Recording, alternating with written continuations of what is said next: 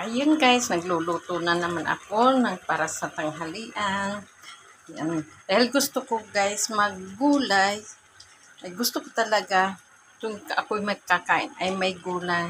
Kasi mahilig ako sa gulay guys. Kaya ayan, ito ang naisipan ko, maraming bunga ang aking malunggay. So ayan, aking lulutuin ganyan. At ayan, sinahugan ko ng talbos ng kamuti. At saka okra, saka bulaklak ng kalabasa. Ayan.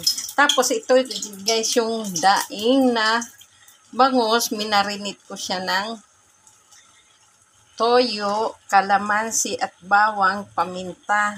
So ayan. 4 na piraso to guys. Ito na lang ang natira. So aking ipriprito yan at aking isasapaw dito sa gulay ko. At ito naman yung gata ko. So, ayan, ako'y nagsaing na. Akin naman iin-in.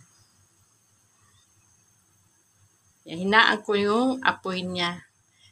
I-in-in ko na lang yan, guys. At ito, ipriprito ko muna ang daing na bangus. Okay. Yan ang ayaw na ayaw ko, guys. Yung pagpiprito ng bangus. Dahil lumalaban siya. Naninilamsik yung mantika. Ang sakit pag tumama sa balat mo. Kaya yan, ang ginagawa ko ay aking itatakluban. Ayan. Ito yung isa. Isusunod ko yan guys. Lulutuin ko na silang dalawa para hanggang hapunan na ulam namin. Ganun ang ginagawa ko guys. Kasi pagdadating ng gabi, ako'y tinatamad magluto. Ayan, para makatipid na rin. Para mamaya, iinit ko na lang yan. Kaunting in-in lang yan. Ayan. Ayan guys. Akin na nahugasan yang bunga ng malunggay. Masarap to guys. Yung iba hindi nila alam na ito'y niluluto pala. Sinasama sa gulay. Natutunan ko lang to sa aking binan. At pag yun ay magbulang lang, or magpinakbit ay ito'y sinasamahan nito. Maano siya, manamis-namis siya. Sinisip-sip lang to guys. Pero itong parang balat niya. Pero binalatan ko na to guys. Ito, hindi na to kinakain, bali yung laman lang, sinisip-sip. Manamis-namis siya. At ito naman ang ricado natin, sibuyas, kamatis lang. At akin to guys, gagataan. Tapos, isabay ko na dyan yung dalawang okra. Hindi ko siya hinihiwa kasi nga, parang naglalawis yung dulas. Mas maganda yung buo siya na iluluto. Yun. At ito guys, aking gagataan yan. So, ayan guys, linagyan ko pala ito ng tanlad para dagdag aroma. Luya, sibuyas at tanlad. Pampabango yan guys. At maraming benefits ang tanlad. Ang lago ng tanim ko dito guys na tanlad sa probinsya namin. Linagyan ko na rin siya ng pangalawang gata.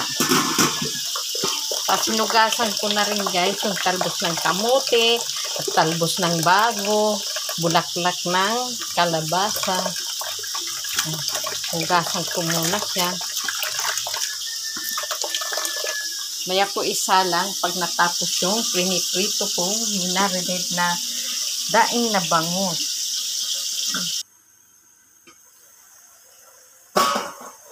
Ang bango. Lumabas na kasi ang aroma ng ating ricado, ang luya, sibuyas at tanlad.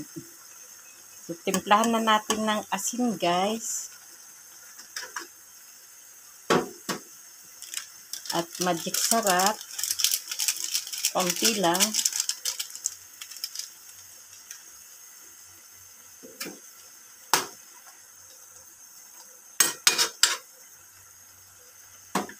Takluban natin ulit. So, ayan guys. Ilagay na natin itong mga talbos-talbos.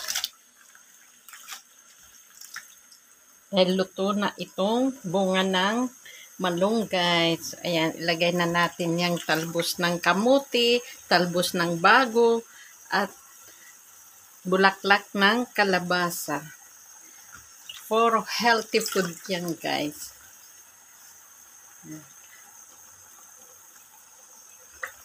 Organic na organic, galing sa garden. At linagyan ko pala siya ng spring onion.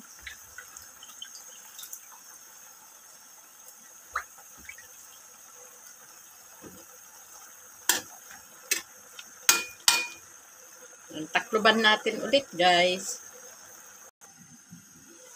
Ayan.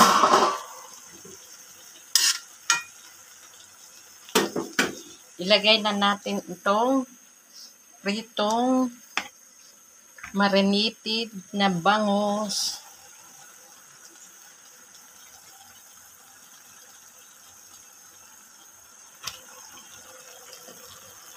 Takloban ulit natin, guys, para mag-absorb yung lasa ng ating daing doon sa ating gulay. Ayan. Ayan, guys, ilagay na natin yung unang gata or kakang gata.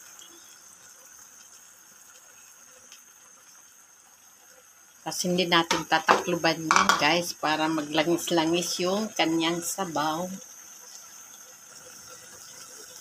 So, ayun na, guys. Ating tikman.